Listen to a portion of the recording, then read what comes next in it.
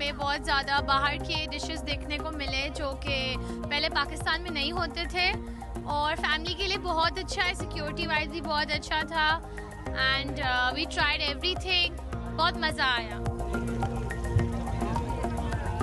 हम लोग उस तरह के, जिस तरह हमारे इंटरनेशनली दिखाया जाता है कि यहाँ टेररिज्म है, यहाँ बम ब्लास्ट होते रहते हैं, ऐसा कुछ नहीं है। हम लोग भी आम लोगों की तरह घूमते फिरते हैं, खाते पीते हैं, फैमिली बच्चों के साथ निकलते हैं। यहाँ पे जितने भी मोस्टली जो रेस्टोरेंट्स हैं उनके बारे में नहीं पता, अगर यहाँ पे आएंगे एक ही प्लेटफॉर्म पे इतने सारे सब देखेंगे तो लोगों को नॉलेज भी होगी, अवेयरनेस भी होगी।